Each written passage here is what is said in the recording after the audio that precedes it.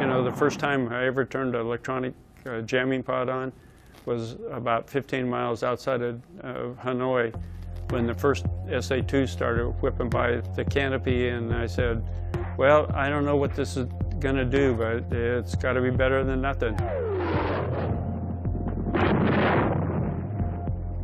During the Vietnam conflict, the United States Air Force lost 1 aircraft for every 2 that were shot down. As a result, the Air Force conducted a study known as the Red Baron Reports to determine why our aerial combat performance was so low compared to previous engagements. The study showed that pilots and air crews were inadequately trained to prepare them for combat. Actually, they got cycled through to go back up to rescue one of our other pilots that was shot down earlier. But that was not the only discovery the study revealed. They also discovered that if the guys could survive the first 10 missions, their likelihood of surviving the rest of their tour was extremely good. When you first go into combat, you want to feel like you're as ready as you can be. And they came up with the concept of, let's build a training program. Let's give the guys simulated combat. Let's give them 10 missions. So when they have to go to real combat, they're 10 missions into the flow already. RedFlag, the most realistic combat training exercise ever developed. We had SAM missiles fired at us. We had enemy aircraft shooting all the time trying to intercept us, and fortunately, nobody got shot down. RedFlag was born.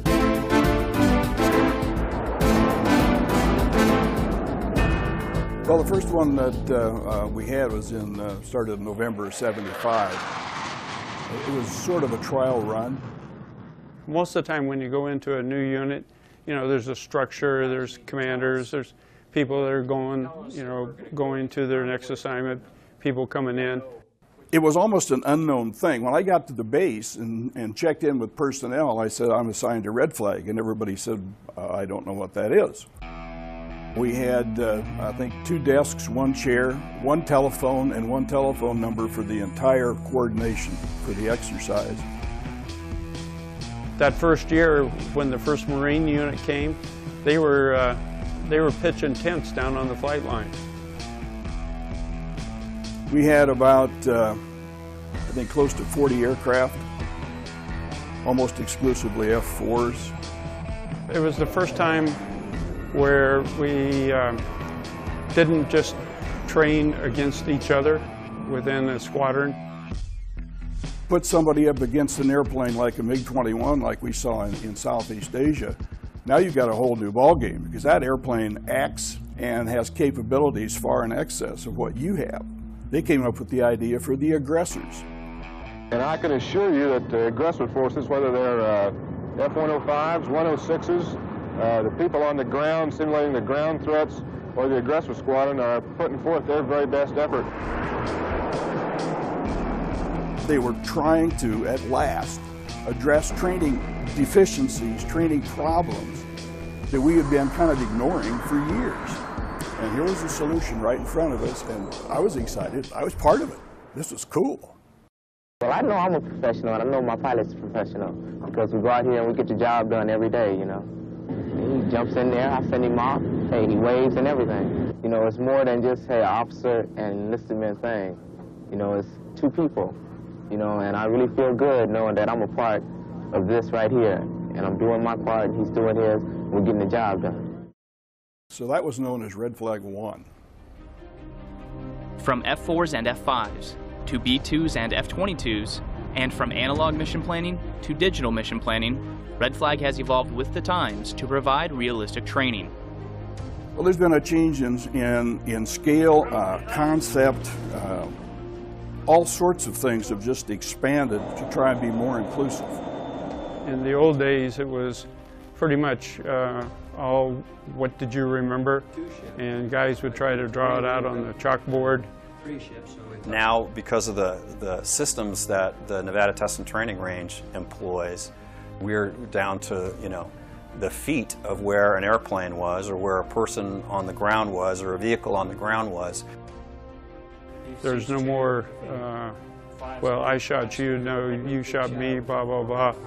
The direct feedback that you get in the debrief is much better than it was when the exercise first started.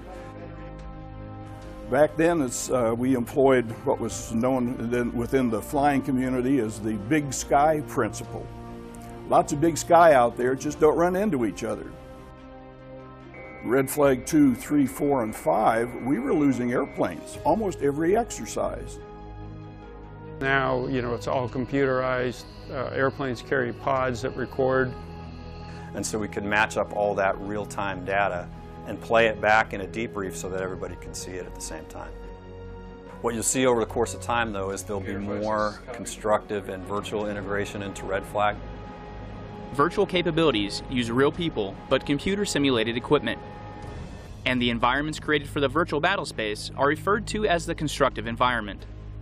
In fact, this year we expect, for the first time ever, to have virtual Patriots. We expect to have a virtual J-Stars, and that'll be the first time we'll have some Red Flag players flying in simulators at the same time that we have live players on the range.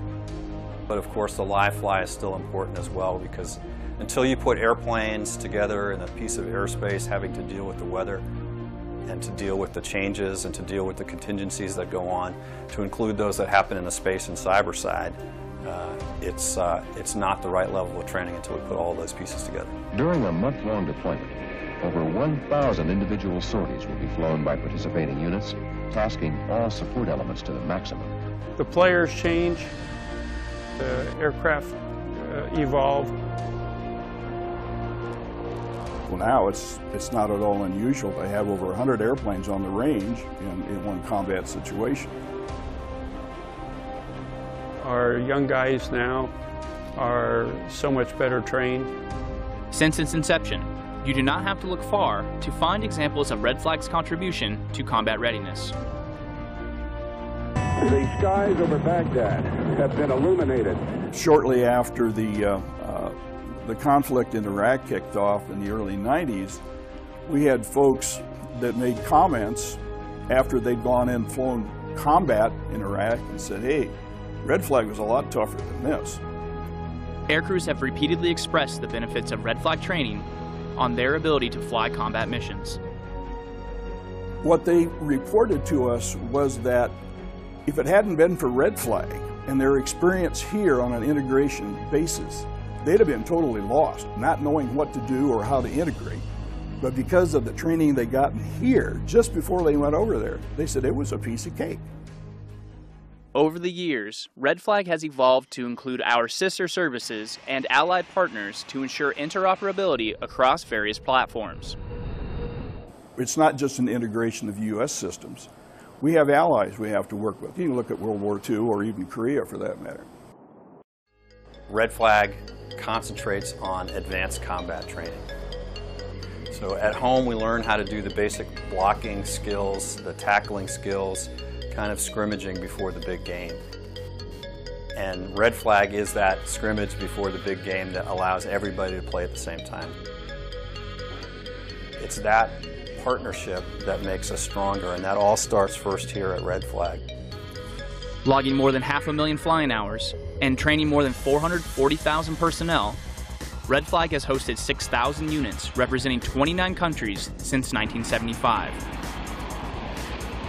From its humble beginnings 40 years ago, Red Flag has grown to become an extremely realistic combat training exercise that has dramatically increased the survivability and lethality of our Air Force.